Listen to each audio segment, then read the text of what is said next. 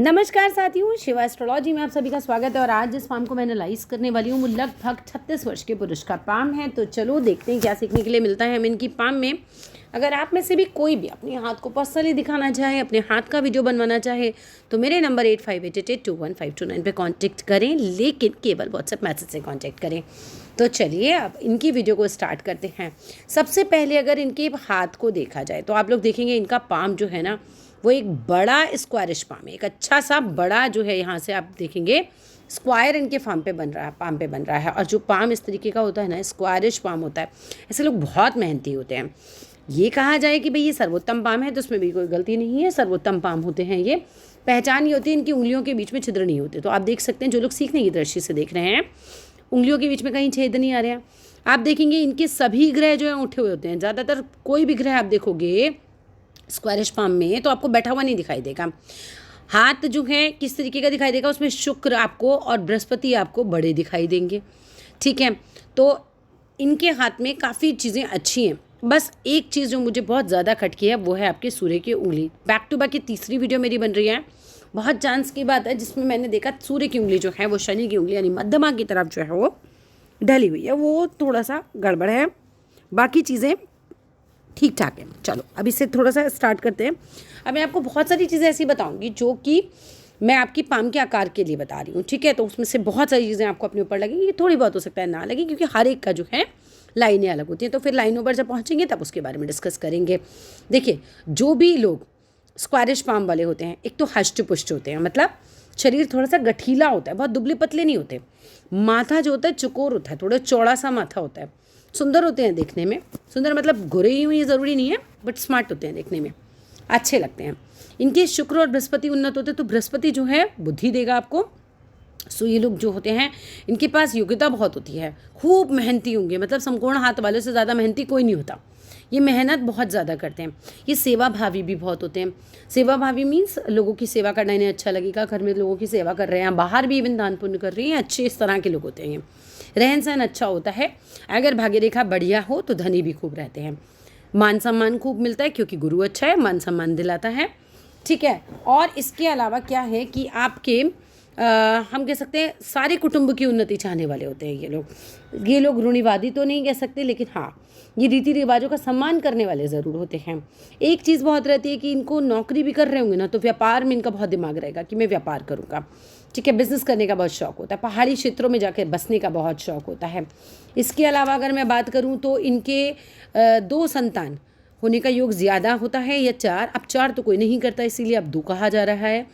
और अगर बिज़नेस करें तो पार्टनर भी 2 होने का, मतलब सम संख्या का इनके जीवन में ज़्यादा एक प्रभाव रहता है। साले सालियाँ हैं तो सम है, बच्चे हैं तो सम है। बच्चों में भी अगर पत्नी का हाथ भी समझो अगर समकोण है तो बेटे होने का योग ज़्यादा होता है।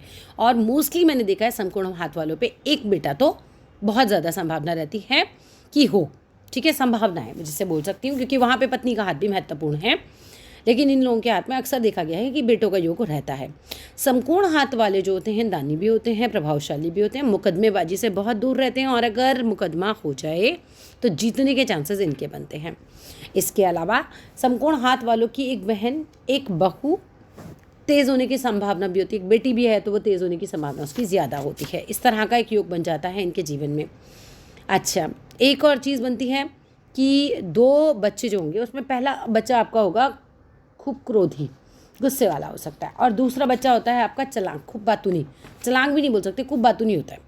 आपकी खानदान में किसी न किसी के 2 शादियों के योग होते हैं। आपके घर में आपकी मौसी या बुआ की संतान, बहुत संभावना है कि काफ़ी घमंडी हो, उनका आचार विचार उतना अच्छा ना हो। ठीक है, ये भी एक योग बन जाता है। समकोण पाम की बात कर रही हूँ मैं। मामा या पिता के कुटुंब में देखिएगा कोई एक आधा व्यक्ति ऐसा होगा जो बड़े ही नालायक, जिसे हम कह सकते हैं ना, सो वो भी मिलता है। ठीक है, आपके परिवार में लड़कों की संख्या ज़्यादा रहती है, क्योंकि समकोण वालों में लड़कों की संख्या थोड़ी ज़्यादा होने के योग बन जाते हैं। बृहस्पति क्योंकि प्रधान होता है तो बाल जल्दी सफ़ेद होते हैं समकोण पाम वालों के।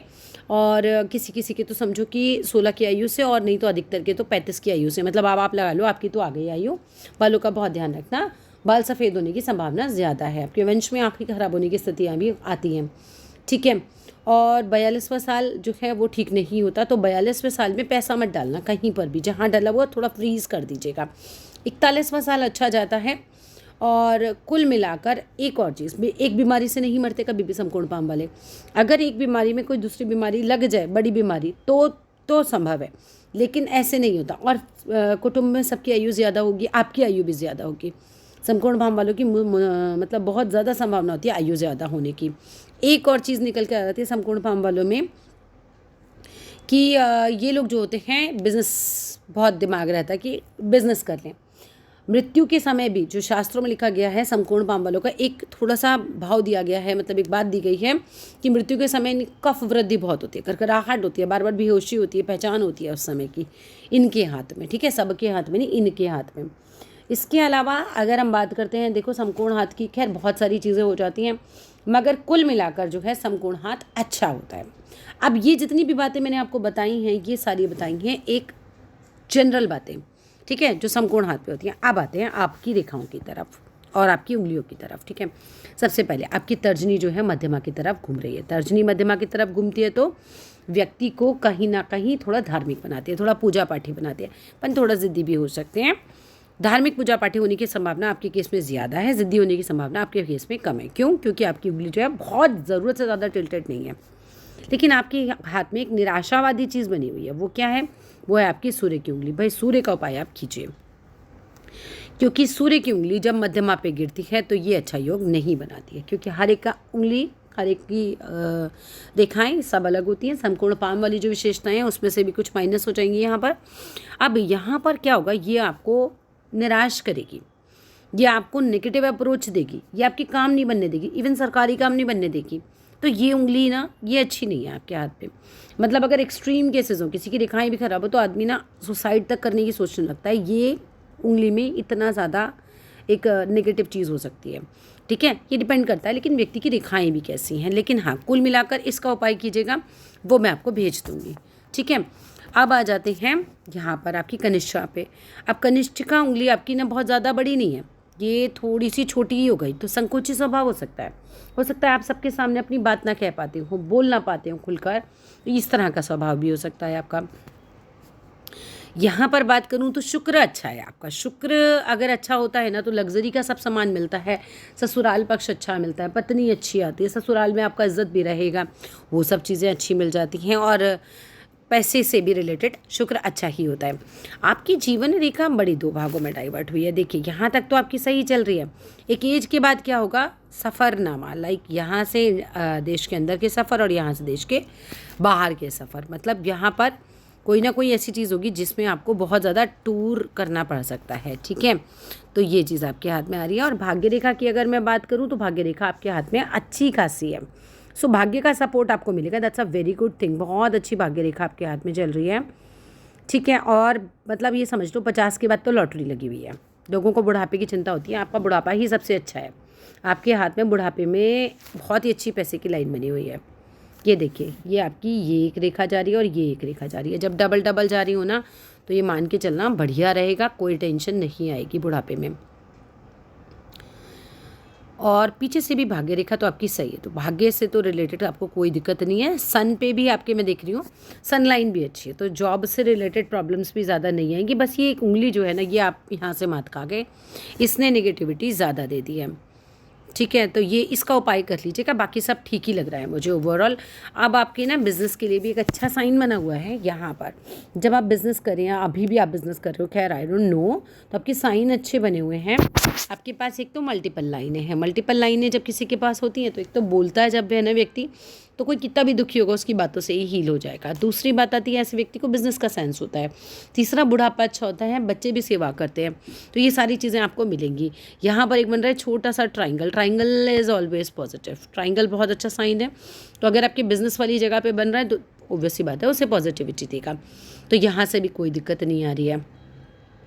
मंगल पर्वत को देखो तो मंगल पर्वत अच्छा खासा है, ज़्यादा बड़ा नहीं है पर अच्छा खासा है। नेगेटिव साइन इस पर भी कोई नहीं है, ठीक है। और गुरु के पर्वत की तरफ चले, गुरु बहुत बड़े तो नहीं हैं आपके, मगर बुरे भी नहीं हैं, ऐसी कोई दिक्कत यहाँ पर नज़र नहीं आ रही है।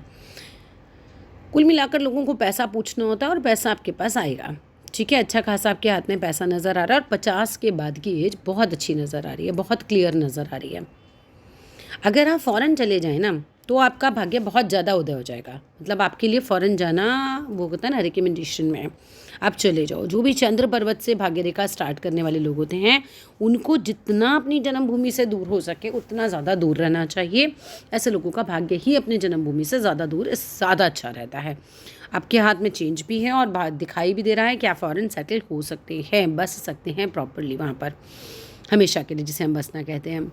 ठीक है, अब आ जाते हैं, ज़रा आपके दूसरे हाथ पे भी नज़र लगा दी जाए, देखते हैं, नहीं नज़र मार ली जाए, बोलते हैं कि भाई क्या है।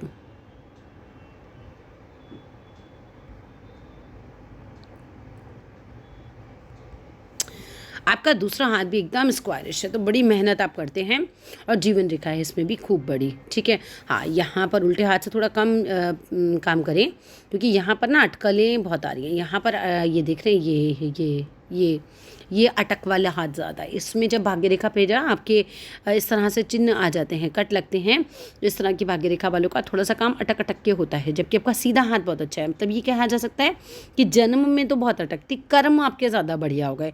तो कर्म का हाथ, आपका जो सीधा हाथ है वो कर्म का हाथ होता है, वो ज़्यादा अच्छा है आपका, उसे ही ज़्यादा आप यूज़ किया कीजिए अपने हर काम के लिए। ठीक है, बाकी ऐसा नेगेटिव साइन तो इसमें कोई नहीं है। हाँ, एक ट्रायंगल की फॉर्मेशन आ रही है शनि पर्वत पर। यहाँ पर जब किसी के ट्रायंगल की फॉर्मेशन आती है ना, उसको एस्ट्रोलॉजी मतलब वगैरह में, इस तरह की चीज़ों में, कोई भी रहस्यमय विद्या में थोड़ा इंटरेस्ट आने लगता है। तो बहुत संभव है आपको भी इंटरेस्ट आएगा इस सब चीज़ों में, यहाँ ट्रायंगल फॉर्म हो रहा है। बाकी सारे ग्रह एकदम उठे हुए हैं आपके, और खूब लंबी आपकी आयु है। बुढ़ापे में भी बीमार पड़ने के कोई योग नहीं है, बढ़िया एकदम सटासट एज निकल जाएगी, कोई दिक्कत नहीं है यहाँ पर।